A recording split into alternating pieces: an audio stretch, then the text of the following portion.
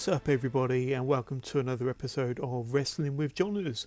So this is episode 32, and it's a bit of a special episode this week. We're not going to be doing our usual recap of NXT and NXT UK. We will have done that already on episode 31, which should also drop on the same day as this one here, where myself and David Anderson spoke about the March the 20th edition of NXT in NXT UK, as well as a full recap of the WrestleMania card as it stands currently 2 weeks out from the big show, as well as having a look at the Takeover New York card now that we have only 2 more episodes of NXT before Takeover New York on the 5th of April. But today we've got a special episode, as I mentioned, where we're going to be interviewing Gary Ward. Now, he is the owner and the promoter of Wrestle Gate Pro, a Nottingham-based promotion. They've had a couple of shows to their belt already, but they're already getting a lot of buzz from what they've produced so far in 2019, and I know that this is one wrestling company that everybody's going to have to keep a very close eye on because it's got a very exciting future, and I can't wait to talk to Gary Ward from Wrestle Gate Pro very soon. But before we get to that interview, I just want to throw out a little plug there for some of the social media where you can get in touch with Wrestling with Johners and follow Wrestling with Johners. You can email the show. Simply email wrestlingwithjohners@gmail.com if you have any questions, any comments, any feedback, anything you'd like me to answer on the show. Just hit us up, wrestlingwithjohners@gmail.com. You can follow us on Twitter at withjohners_pod. That's at withjohners_pod on Twitter. You can join our Facebook group. We've got a very active and interactive group on Facebook. Just go onto Facebook and search Wrestling with Johners. That's JOHNERS, Wrestling with Johners, and you can ask to be part of the group there. And finally, on Instagram, you can find us quite easily on Instagram. Just search Wrestling with Johners. So, without further ado, let's get on with the interview with Gary Ward from Wrestle Gate Pro.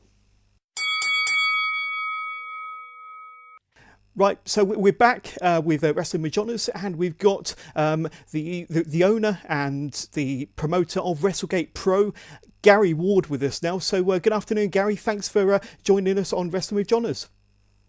Excellent. Thanks for having me, John. I hope you're well, and yeah. Everybody listens well too. Good. No, that's great. So Wrestle Gate Pro is a fairly new promotion. So it's only been going a few months. And I know that you kind of first came up with the idea of Wrestle Gate Pro back last year, I understand. We'll talk a little bit about Wrestle Gate Pro fairly soon. But I'm really interested to know kind of where it all started for you as a wrestling fan. What are your earliest memories of professional wrestling? What's kind of your earliest memories of whether it be the WWF or any of the British wrestling? Where did it all start for you? I'm assuming as a youngster, Gary.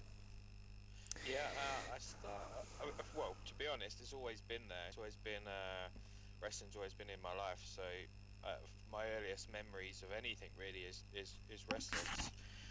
Mainly Hulk Hogan, I guess. Yeah. Grew up, I was born in 85, so coming into sort of Hulk Hogan's Hulkamania reign, I guess, and from what I understand, 2 or 3 is where I started really watching. Was a big WCW fan. It was quite easy to get WCW videotapes here where I live, as well as WWF. So I watched a lot of both, really. Any sort of wrestling that was on at the time, I watched. It was mainly American wrestling. Didn't watch a huge amount of British wrestling, to be honest. Was a big American wrestling fan. But I can vividly remember sort of crying when Hulk Hogan was squashed, I guess, by an earthquake. Yeah, I remember that vividly. Yeah. Video. I can remember crying, and my mum I was like, "Oh, is that it?" And I was like, "No, I think it's gonna be okay." Yeah. And I can remember things like that, and the sort of the late 80s and all of the 90s, and it's always been there. It's always been kind of, outside of your family, it's always been like my first love. It's always been wrestling. Every night I watch wrestling, even now, like last night, I watch wrestling. Probably once I can finish this call, I'm going to watch some wrestling. So it's just my biggest sort of passion in life. I can definitely relate to that. So growing up, who were your favourite wrestlers then, Gary? When you were a youngster, who were your favourite wrestlers, kind of growing up, and maybe even into your teens? Did your favourite wrestlers change at all? Did it go from one to another? Yeah, it changed as I grew up, I guess. It was always Hulk Hogan to start with. Always, excuse me. I really liked Sting. I was a big Sting fan as Yeah. well. So it was Hulk Hogan, Sting, and Ric Flair. Excuse me. And then I guess going into my early teens, it started to change. It was a bit of Bret Hart. Bret Hart was a big thing for me. That was kind of when Hulk Hogan was leaving. Mm. Then when I saw Hogan live for the first time, it kind of started feeling like always Hogan and Bret. And then as I got into my 15, 16, I like the bit more of a heel. I like the bad guys. I like that in any sort of movies or Yeah. any superheroes. I like the bad guys. So it was a bit like Hulk Hogan, and then he turned bad. So I was like, oh wow, I want to be Hulk Hogan's fan again. And Triple H took over after that. I think everything that Triple H has done has just been phenomenal. He's the way he's evolved his character, his Yeah. looks. Each time is just phenomenal. I think he's probably outside of Ric Flair's the best wrestler there's ever been, in my opinion. Just from his character standpoint and what he's been able to do, not just because of what he's doing now, but Sure. as an in-ring competitor, he's phenomenal. So yeah, went into him, AJ Styles once TNA came around, Samoa Joe with Ring of Honor. Mm. And then some Japanese guys sort of later on as I got into New Japan and Dragon Gate and All Japan, Noah. I found people I liked at the time, so like Okada or Tanahashi, for instance. But looking back on it now as a 33-year-old, I'm really big into Misawa. If you know who Misawa Yep. is. Yep. Yeah, huge fan of his at the moment. I have like some DVDs, like 7 DVDs in a pack, and it's all of his matches. So it was from when he started as a young boy into a tiger mask and then back out again. It was just like incredible to watch the stuff he was doing back then as well. And Yeah. there's just so many people that I've admired and enjoyed, and there's probably loads more that I've just missed. Yeah. It's just it's one of those things, it's just once you watch it, if they build that person right, you're gonna love them. Absolutely. Them. Yeah. Absolutely. I used to absolutely hate the Miz. Could never understand why they put anything behind the guy, and then I sat back one day and looked at it. It was like, actually, he's so good that I'm meant to hate him passionately. Absolutely. And then I loved him, and then I liked him. Yeah. Like, yeah, you've got me. There we go. So that was a really fascinating insight into kind of the wrestlers that you've enjoyed watching over the years, and definitely kind of a bit of an evolution from the typical wrestlers that you'd like as a youngster, like the Stings and the Hulk Hogans, onto the Japanese contingent. So thank you very much for that. So we know you nowadays as the owner and the promoter of Wrestle Gate Pro, but how did you first get involved in the pro wrestling business? Was it as a photographer, or was it even earlier than that, Gary? No, photographer. I fell out of love a little bit with wrestling after WCW went. Yeah. So I started watching MMA quite a lot, UFC, and I went to Ireland to watch the UFC, and I was cage side, so I thought it'd be quite cool to take some photos. Never took any photos before. My camera phones weren't as good as they are now. No. So I thought I'll buy a little digital camera. Me and my girlfriend at the time, which is my wife now, we went and bought a camera and just started taking pictures. And I thought, actually, this is pretty good. Quite like this. And even at that time, I never went to any independent shows. I've been to one wrestling show up to that point, and I think I was about 20 something at 20 maybe. Yep. At the time, and I'd never been to any wrestling shows. I didn't drive or anything like that. So I live in such a small, remote town village that we don't have great transport links either, so I didn't go to anything. And I thought I did these pictures, and I thought, yeah, I really enjoyed doing that, and I thought wouldn't mind taking and doing this a little bit more, but doing this with something else I like. So there was a local promotion in the town I came to, very low key, in a can't even think what we called it really. It's like a really really small cinema, Yeah. a bit like a theatre, but on like a very small scale. Yeah. And I just messaged the promotion and said, look, I live locally. I've just started doing some photos. Would you mind if I came down and took some photos of the show around the ring and whatnot? And I won't charge you. It's just I've never done it before. It's just to see if I could do it. And went in pretty much immediately. Felt comfortable in what I was doing. I know wrestling so well that I could read what they were doing, but also because of the certain wrestling we were looking at watching, I could hear them talking. Yeah. So it was quite good that I could also manage to get myself in a position where I could capture the best shots. And yeah, it just went on from there really. I went on to some other promotions, and then really sort of cemented or spent most of my time with Southside Wrestling. Yeah. Helping them with their on-demand, their social media, and then doing a lot of portrait work. Sure. Portrait photography is what I really enjoy the most. I actually quite miss doing it, to be honest.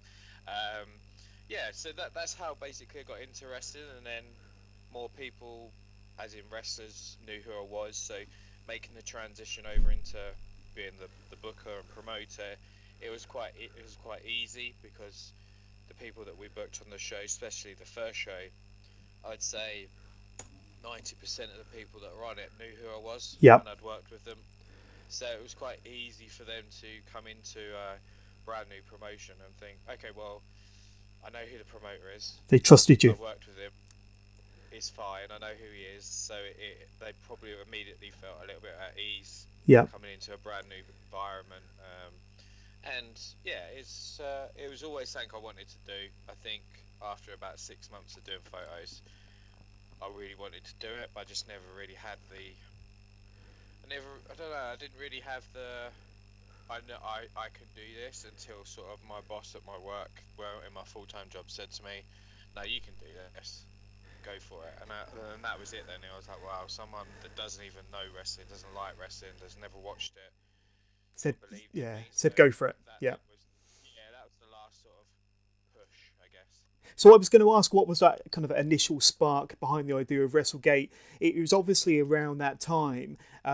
So what kind of initially inspired you to start your own promotion? Then you obviously had this background in photography, and you built a bit of a relationship with wrestlers and various promotions around the country, and you obviously thought, well, it's a passion of mine.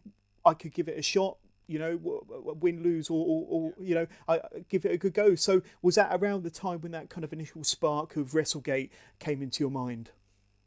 I've always enjoyed management games, so like Football Manager, and there's a couple of wrestling manager games that you can get if you delve in deep. I think it's called TEW. Yeah. One, and I still play it now. I have my own promotion, but I still play a computer game. It's crazy, but I've always been into those, heavily into those. Like, I would play those games for hours and hours and hours and hours, days and days. Outside of playing football, that's pretty much all I ever did as growing up and into my teens, and Yeah. sort of bodybuilding and things like that. So I kind of mixed those things, and it has always been something that I've been just loved doing. Yeah. And I got into I wanted to get into wrestling. I never really got into it to say, oh, I'm going to be the promoter. I got into it because I was like, let's see if I could do something with this photography. Enjoyed doing it. Never really wanted to be in the ring, so I never even looked at that scenario. But as more and more time I spent backstage and behind the scenes, more sort of creative ideas and juices, I guess, started flowing, and I kept looking at things and listening to people, and I did similar to what you're doing with a podcast and magazine writing, and I reviewed shows for people that they would give me their on demand for free, and I'd literally just review it to them and give them my opinions. Yeah. And I thought people obviously,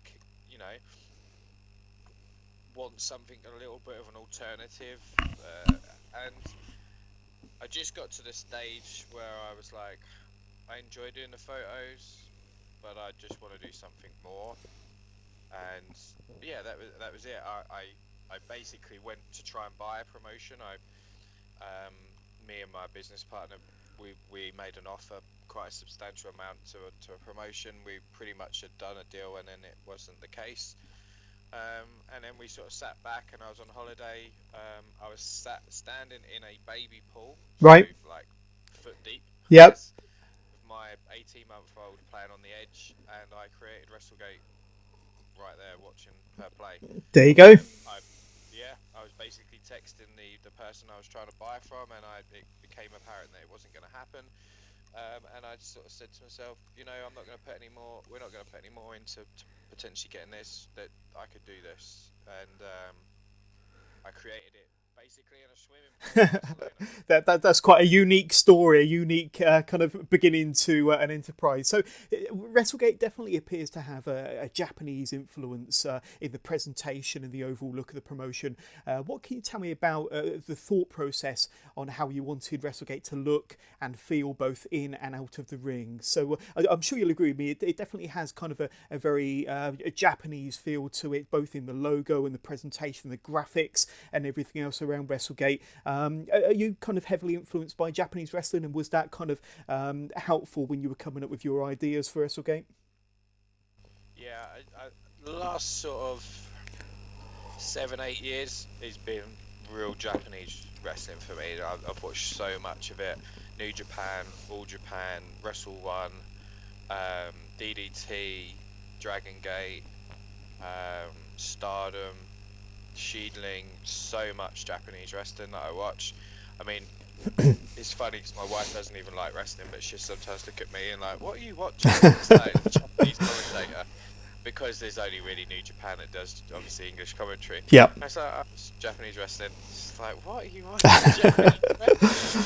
But for me, as a still, I really enjoyed MMA. I don't watch it anymore, but I really enjoyed that strong style feel of it, Yeah. and Japanese wrestling just took that onto another level for me. Had the core of what I just passionately love in wrestling, but brought that realism in, and I just loved watching it, and I still love watching it. And now going back and watching other things is great too. And I just, with the idea with WrestleGate, I just wanted it to be different. Like, why would and I've said this on a few podcasts and the documentary that we've done. Why would you choose coming to WrestleGate over another promotion that's maybe 15 minutes down the road or a couple of hours down the road? Yeah. What do we need to do and show that's different? Everybody wants an alternative, like, not everybody, but a majority wants an alternative to the WWE. But what do you want as your alternative? So I kind of looked at that scenario from, okay, we've got fantastic promotions in the UK. So what can I do that's different? And what do I really passionately love and enjoy? So yeah, I put in different aspects of from Japan, from Mexico, from the UK, and tried to mix it. And I think it's come off, and it's come off very well. The graphics is what's really set it apart, and that's just because of a relationship I have with a graphic designer, James Bragg.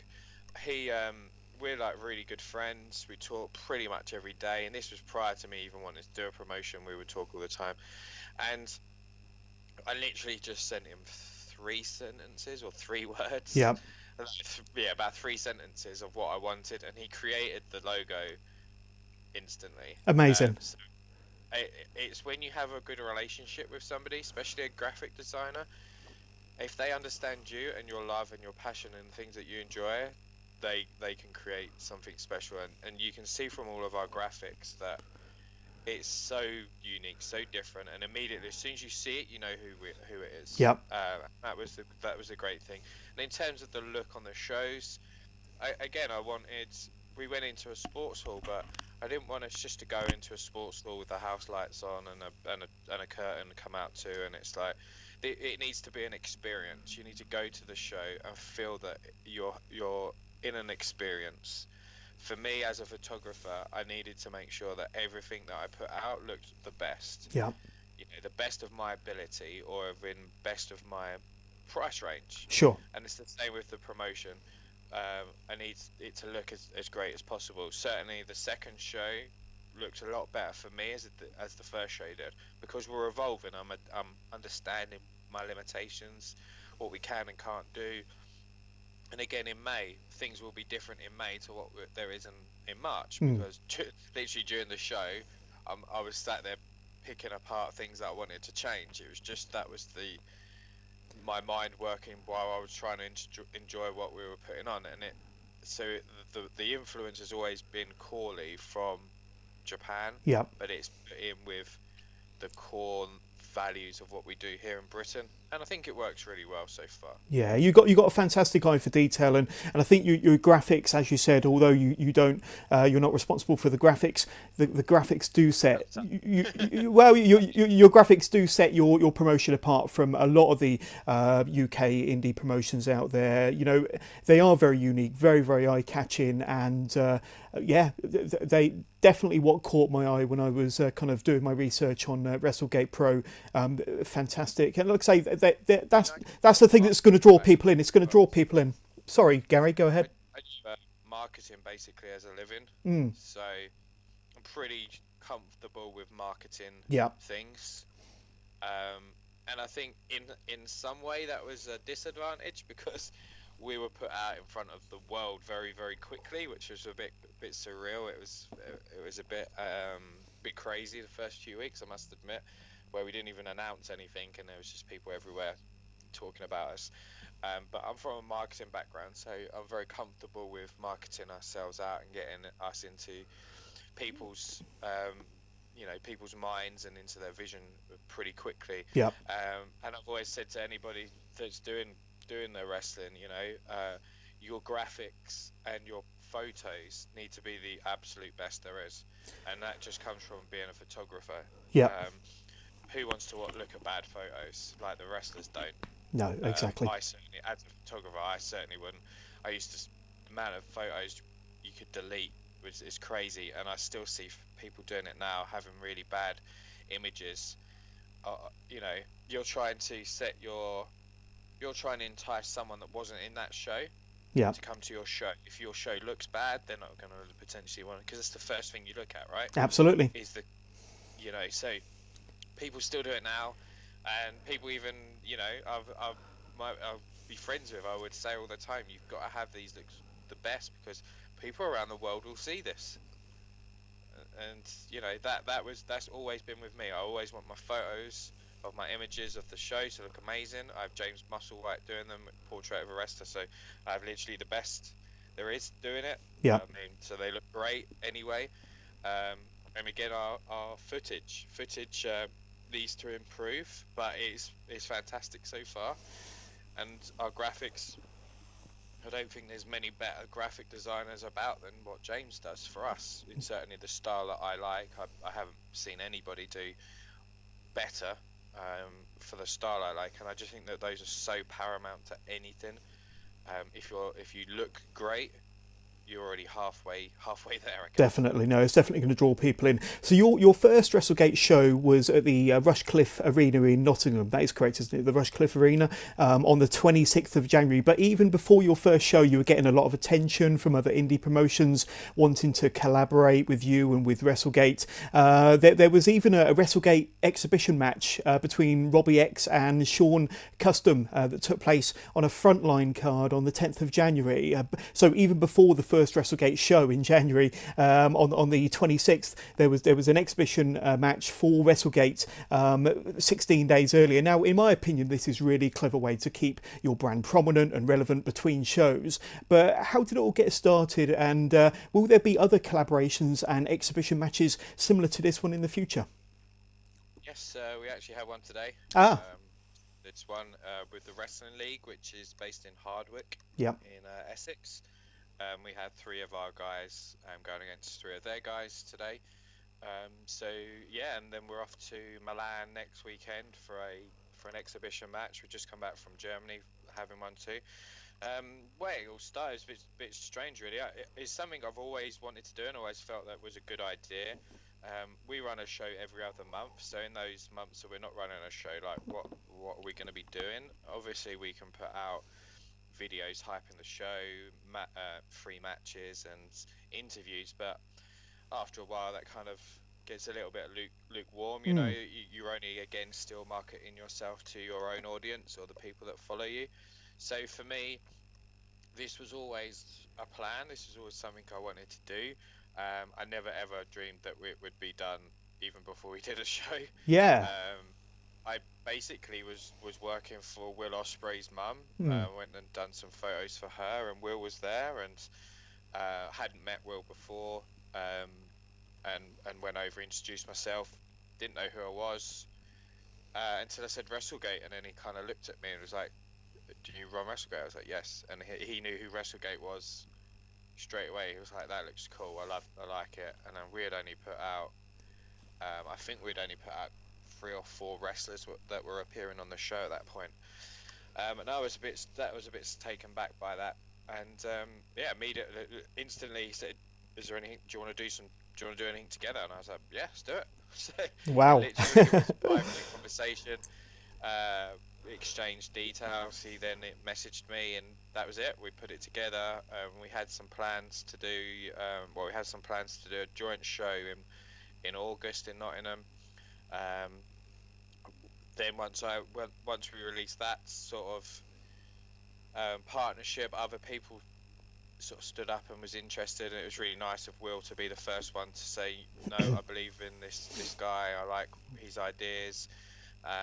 We just chatted about Japanese wrestling, and I think he got that I understood and liked it as much and as passionately as he does. Yeah.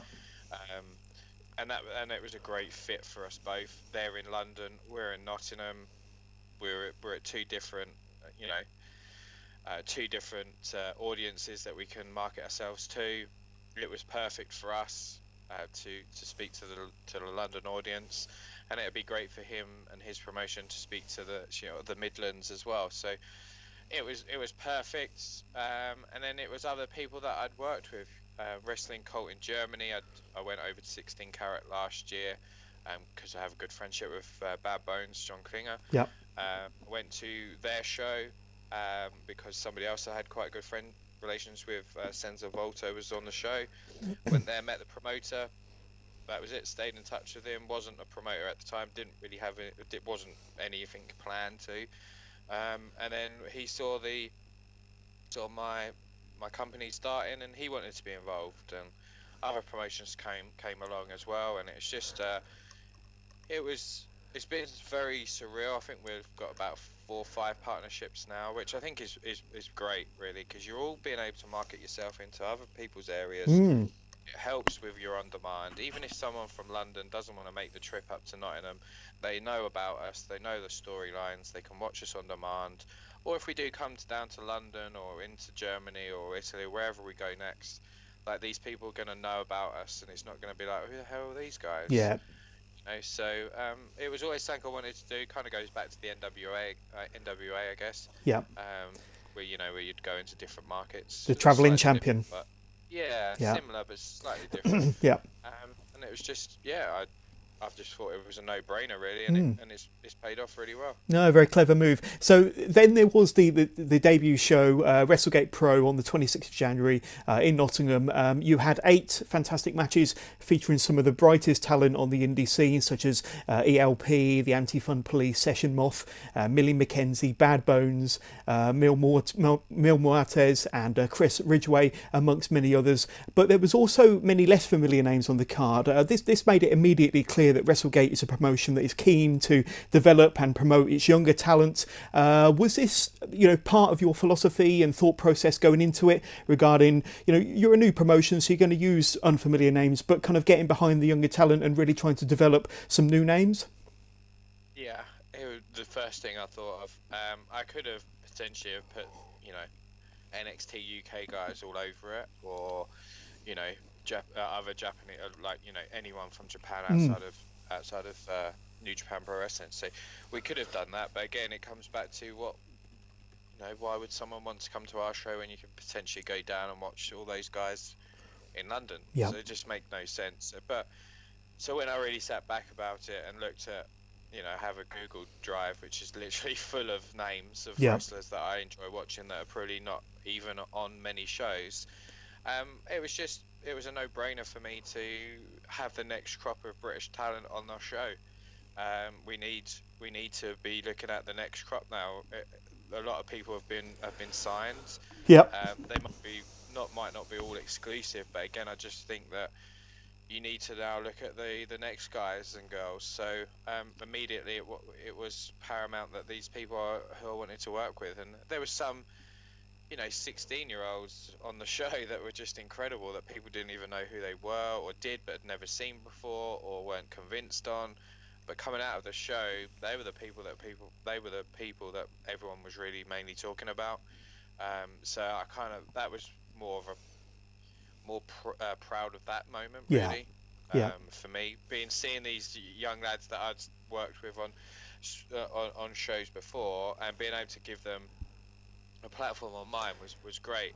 I still find it a little bit awkward to talk about it, because I'll say like, oh, I'm giving them a platform or an opportunity on a bigger event, is what some people have said to me, and I always kind of say, well, we're nobody. We've done like 2 shows. We're not a big promotion or anything like that. But I think that there's that feel that we maybe are. Yeah. I just need to keep reminding everyone we're not really that yet. So I've just picked people that I really enjoy watching. Yeah.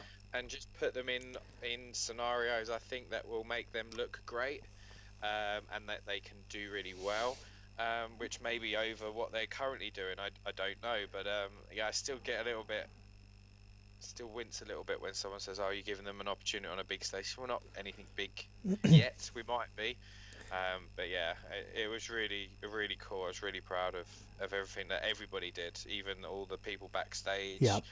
So most of the crew members, it was the first show they'd ever worked as well, so it was really nice. Fantastic. So your second and most recent show was on the 16th of March and featured, once again, many big names, including Robbie X and Ilya Dragunov. They wrestled in the main event. So this must have been an amazing thrill to get these two very talented and much sought after wrestlers working for your on your main event. And once again, you use the Rushcliffe Arena in Nottingham, which is becoming the home of Wrestle Gate. So tell me a little bit about your second show and kind of that match between Robbie X and Dragunov, and kind of using the Rushcliffe Arena as kind of the home for Wrestle Gate. Yeah, it is our home, be the home for 2019, and obviously going forward, it's where we'll be permanently. We may go into other markets for the odd show here and there, maybe on like a midweek or something like that, but certainly nothing planned for this year. I went there as a fan. It was one of the first independent shows I went to. Really enjoyed the experience. It was a nice, easy drive. I actually live in Cambridge, so it's about 2.5 hours away. Yeah. I could have gone into London or Cambridge and done the shows, but I was really passionate about Nottingham. Enjoyed going there as a fan. Thought that the arena was amazing, state of the art. It's a great gym. There's food. There's just literally everything you need in one place. And I looked at it. It's basically a sports hall, and I looked at it and thought, there's so much you can do in this sports hall that wasn't being done at the time. Nobody was using it either. I was working along with Southside at the time, and they'd used it previously, but hadn't been there for about 18 months, maybe 2 years. And approached them and just sort of said, look, I'd like to run the show there. They agreed. And then I spoke to the guys at the Rushcliffe, and they literally just bit my hand off to get wrestling back there.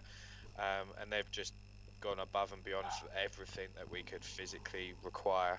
Even on the day in March, we didn't even have enough seats. We'd sold so many that we needed more. They went out their way, and they ran to another site and collected like another 60 seats. They went above and beyond for doing so much on the days for us that they are who we're going to sort of grow with. You can do 350 in the sports hall, and then just behind it, literally down the corridor, is an 800-seater bowling green, so that we can scale in one place. And everyone's going to know that where Wrestle Gate is, so it's just perfect for us to be there. In terms of the show, I looked back I watched the Open Gate through a fan's eyes, and just sat and enjoyed it, and then I watched it back to try and pick it apart to make it look better. I think we improved the look of the show. The layout was slightly different, so it was more. It looked a lot better. Um, the matches were incredible. The matches were very much who WrestleGate are. The first show was really, hello, we're WrestleGate. We're going to give you a little bit of everything and enjoy. Second show was, this is who we are. Yeah. This is what we're about.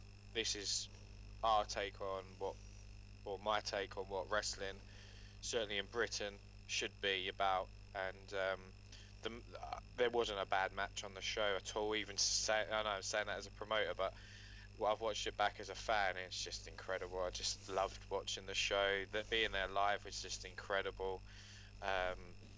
The matches were fantastic. Konosuke Tashita and Chris Ridgway was one of the best matches I've seen live. Ilya and Robbie was always going to be just incredible. They're both just unbelievable wrestlers. Yeah. And the girls knocked it out of the park. The four-way women's match was probably what people came out of it saying was the best match of the night, and that really made me proud as much as it did when I got told that about the four young lads I put on, 16 to 18-year-olds on the first show. People came out and that was the thing they were talking about. To come out of the second show and they're all talking about the girls over, Ilya and things like that. While their matches were amazing, that made me as much proud as putting the shows on, because I still think there is a little bit of taboo about the female wrestlers on shows at times. I guess in some sections of the crowd's a lot more accepted now, but still some are there. But that was incredible, and you could see everybody's reactions to what these girls were doing in that ring. I was so pleased for them, and just very proud to be able to have given them an opportunity to go out and do it, and they just knocked it out of the park. And I think that was where it comes out for me on the second show, where I was so happy with just everything on it. There's one or two things I'd like to tweak, but that's more of from a recording and sound and a visual aspect. In terms of the in-ring, I couldn't fault anything at all for the whole show. Fantastic. So in one of your recent Facebook posts from that weekend, you mentioned how what you do as a promoter is not just about what happens during showtime. In your post, you spoke about your 24 hours without a moment of rest. Can you tell the listeners about what that day in particular was like, just to get a day in the life perspective from a wrestler's promoter, before, during and after a big show like that? I mean, it's a long day. I mean, people see the show day, you come to the show, you watch the show, and then you go home, right? It's not like that for the wrestlers, because a lot of them are traveling. I mean, the Japanese guys, it was a 14-hour flight anyway, but bless them, unfortunately, they missed their connecting flight. So there was a stage the night before that the three Japanese guys were not going to be on the show. Right. So immediately that was extremely worrying, because I was potentially about to lose 3 matches. Yeah. So it was very stressful. They're sat in a foreign country. They're sat in Thailand. They're all from Japan, so they're sat in Thailand at 3 o'clock in the morning, not knowing what's going on, and their English wasn't great. It was okay over Messenger, so it was a little bit easier for me to communicate with them. So managed to basically, we had to buy them 3 new flights to get them to the UK. So immediately you're stressed. Yeah. And I don't get stressed. So on the show days, I don't, if you come to a show, you won't notice I look stressed. And a lot of the wrestlers and pit workers and people that I've brought in that have some experience working the show, those are things they're saying. You don't look stressed. What's the matter? I don't get stressed. It's just the Friday night I was stressed. I wasn't feeling good. I was extremely worried. But we managed to get them here. So once I knew that they were on the flight coming over, I could sleep. So I knew that Ilya was coming in at 7 o'clock in the morning. So it was 6 o'clock start.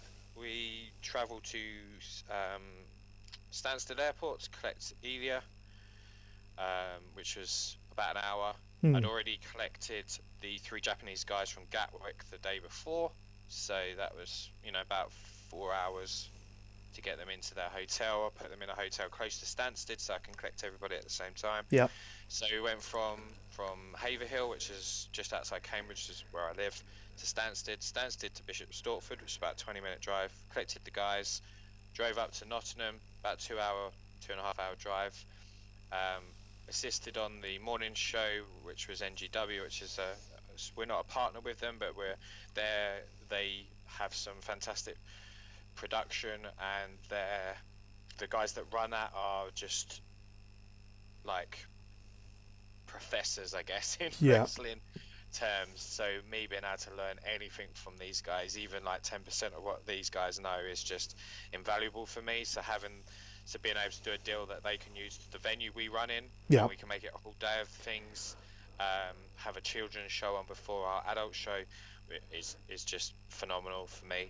Being able to learn from these guys and have them there with me and giving me feedback throughout the show is paramount. So helped on that show, ran my own show, that finished 9:30, and then it's kind of doing the sort of the meets, I guess, and the thank yous with the fans. A lot of people come and have a chat, which is surreal still, but it's fantastic. Make sure everybody's gone home, make sure everybody's paid.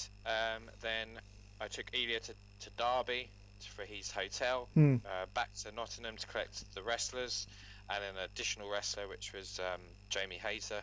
She lives in Portsmouth, but she was on a show in Stowmarket. Not sure if anyone had arranged travel for her, so I drove her to Stowmarket so the next show could have her. She was in their town, so she was ready.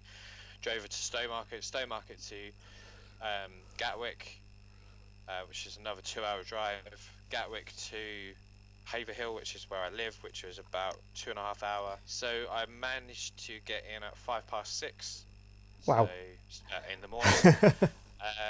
My brother had only just passed his test literally 3 days before, so he did the drive from Haverhill to Stansted. So I was just sort of sitting with him and telling him what to do in the car. But obviously he didn't feel comfortable doing all that drive, which is great. So my brother stayed up the entire time with me too. But yeah, it was tiring. I could have quite easily have stayed in a hotel in Gatwick and then drove home the next day, but I wanted to see my daughter. You spend so much time on wrestling throughout the week, and especially the night before on the Friday, where I was just really worried that I wasn't going to be able to get these guys in, and that I was going to have to tell everybody that we're not going to bring over people that we've heavily advertised. Was quite a worry for me. So yeah, I just wanted to get home and spend the day with my daughter and that. So I got in about 6. Just jumped onto the sofa because my daughter was in my bed, and she was up at 8. So I had 2 hours sleep. Played with her, and then I think I just crashed about 4 o'clock. But I suppose after such an amazing event, it was all worth it. I'm sure it was all worth it. It was crazy, crazy, especially when you wake up and then you see the social media posts. Literally just scrolling for like 5 minutes or whatever. It was crazy. It's so worth it, and it sounds like I'm a bit negative about it. Not at all. I'd do it all again now. I'd go in the car now and collect all this and put a show on now if I had the opportunity to. This is what we have to do. So it isn't just what you see on the show day, but these are the sacrifices you make, and these are such a small scale on what I do to what other people are doing on a regular basis. But it's a long day, but if someone wants to follow me with a camera for 24 hours and I can show you what it was like, it's not a problem. It's not glamorous. You sat in a car for most of it. So. There you go. There you go. So Wrestle Gate Pro were also featured on a match in Germany's WXW 16 Karat Gold Showcase. Now, I think that was, a couple of weekends ago, wasn't it, if I'm not mistaken? What can you tell me about this and how it all came about, and what a thrill it must have been to have been involved in such an enormous event on the WXW wrestling calendar? So it was with Wrestling Cult, which is a partner of WXW. But it's not a partner as in their associate, maybe. So it was basically like I don't know, maybe a front line to what we are. Sure. If you get, but not on that scale. Like a friend. So during their weekend, so 16 Carat weekend. So obviously, WXW have about 6 shows on during that weekend, and then there's a Wrestling Deutschland show, which is all of the different promotions around Germany all put a match on between shows for WXW on the Saturday. Yeah. And then in the morning there's Wrestling Cult. So these were the people that I had been to the year before and had a friendship with Rob, the promoter. And they invited us over. We had the match. It was a 10 o'clock in the morning match. So it was great. It was very surreal that so many people knew who WrestleGate was. Very, very surreal. We sold more merchandise in Germany up to that standpoint than we had in the UK. Wow. Yeah, so for me it was insane, and I hadn't even done anything in Germany.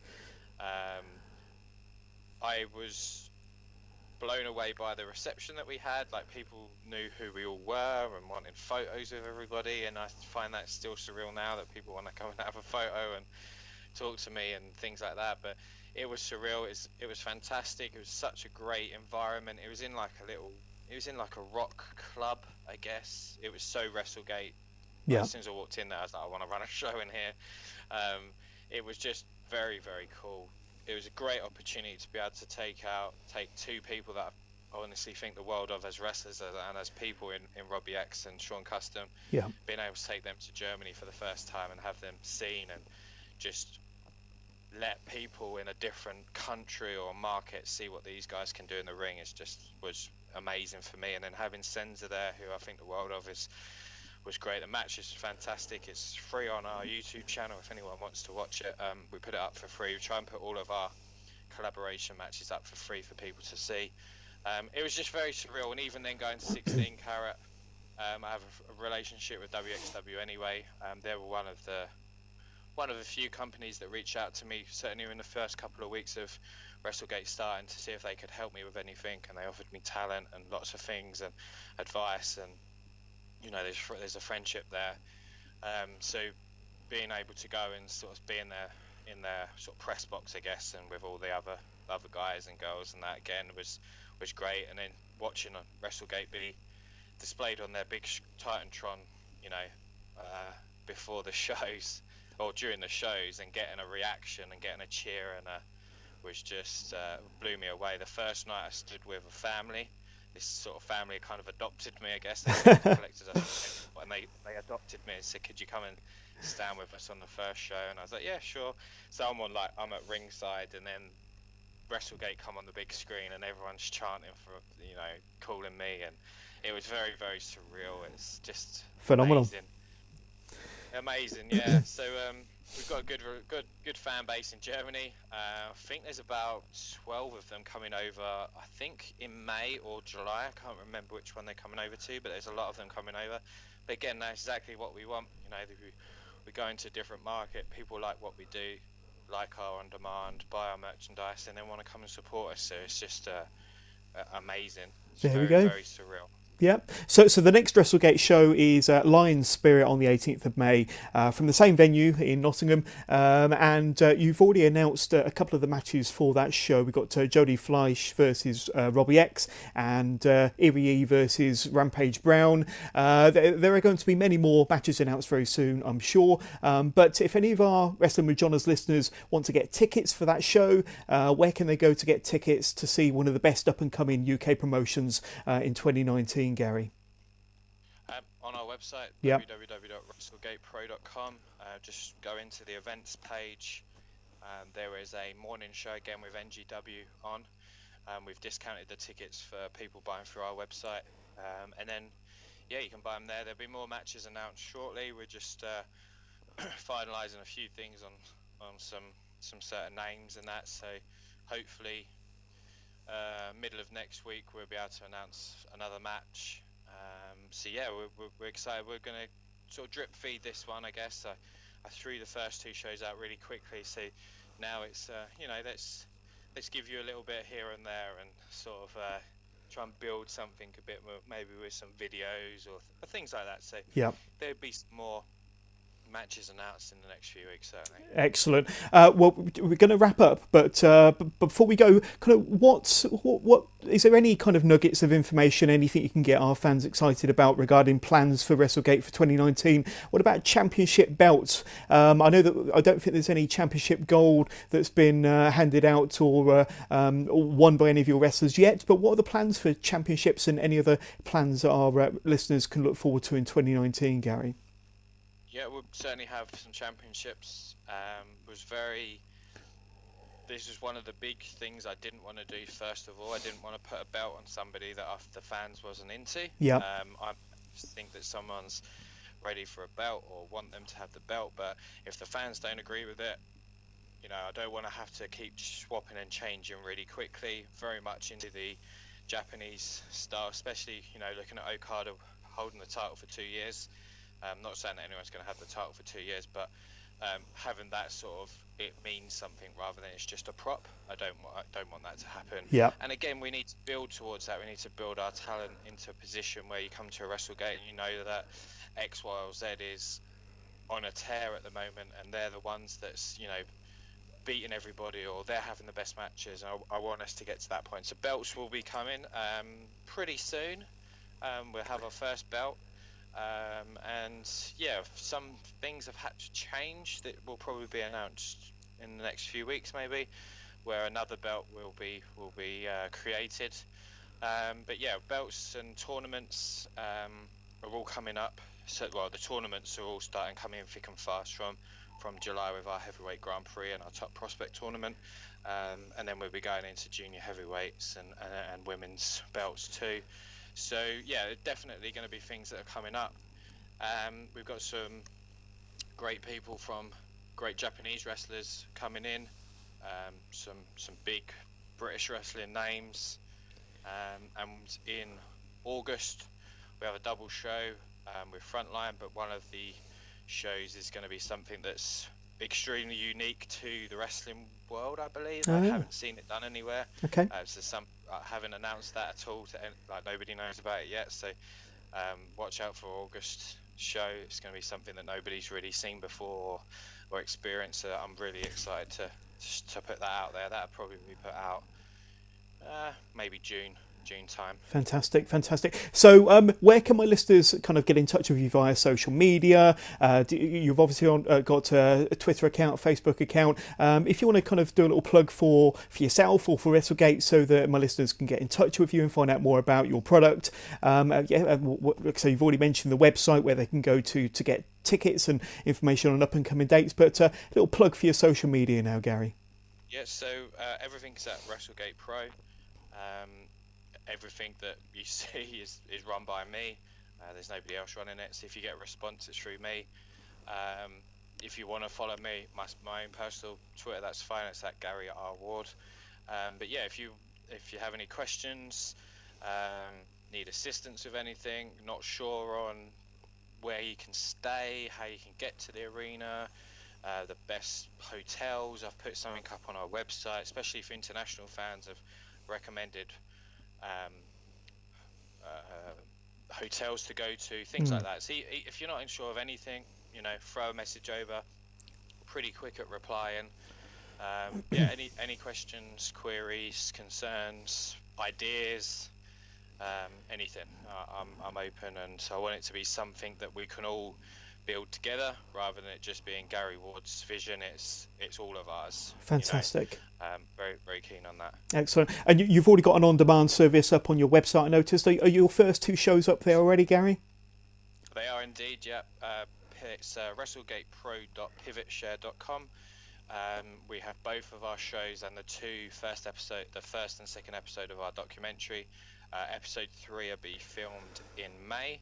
Unfortunately, we wasn't able to film it in March. Our documentarian, is that right? The guy that films it. Yeah. His wife is heavily pregnant, so we decided no, it's not best for you to travel so far out of the way. So yeah. We delayed the third episode, but that'll be in May. Sorry. We're also on WXW now, so if you have WXW now, please watch it.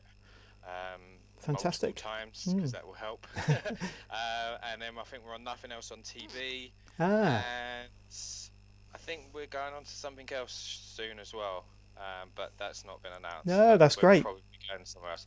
So yeah, we're on lots of things, but the Pivot Share one, it's literally £3 to rent the shows. If you want to rent it for 72 hours, if you want to have a takeaway tonight with your friends and watch some WrestleGate, it's £3. So Good value, really good value. Appreciate the support. Definitely. Well, thank you, Gary, for coming on to the podcast with us today. It's been really fascinating to talk to you, to learn about you and your love for wrestling and all about WrestleGate. And like I say, I think I'll be very interested in covering your future shows. So look out for that. Yeah, we like to run a media centre. So for guys like yourselves, yeah. If you ever want to come to a show, you just let me know. You come into our media centre, you interview several of our wrestlers, maybe me if I have time. Yep. So yeah, you're more than welcome. We'll certainly take advantage of that. But thank you very much, and I know that myself and my listeners will be keeping a close eye on everything WrestleGate through 2019 and beyond. So thank you, Gary. Thank you very much for having me. So there you go. A really fascinating interview with Gary there. Talking everything WrestleGate Pro, what kind of was the spark behind the idea of starting his own promotion, his love for professional wrestling from an early age, and all the wrestlers that he loves to kind of follow nowadays, through to what it takes to be a promoter on the British indie scene nowadays. And I, for one, will definitely be keeping a really close eye on WrestleGate Pro. I fully intend to be there at their next show in Nottingham in May, and I'll be covering it for Wrestling with Johners. And thank you once again to Gary for dropping on the pod and helping us with that interview and taking an hour out of his time to speak to me. So thank you once again to Gary Ward there. That draws a close to this special episode of Wrestling with Johners, so thank you very much for listening.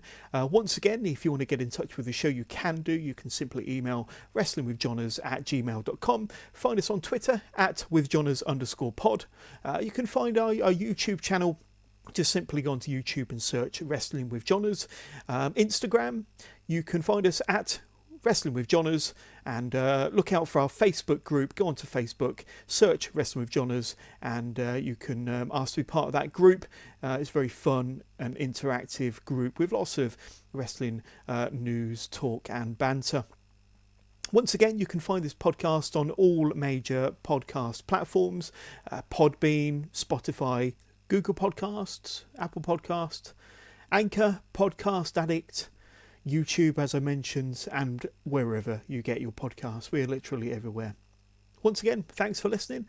I hope you all have a great week. Our next episode will be episode 33, where we will be focusing on this coming week's episode of NXT UK and NXT that you can see on the WWE Network this coming Wednesday evening. Otherwise, have a great week. Stay safe, and I look forward to speaking to you all again very soon.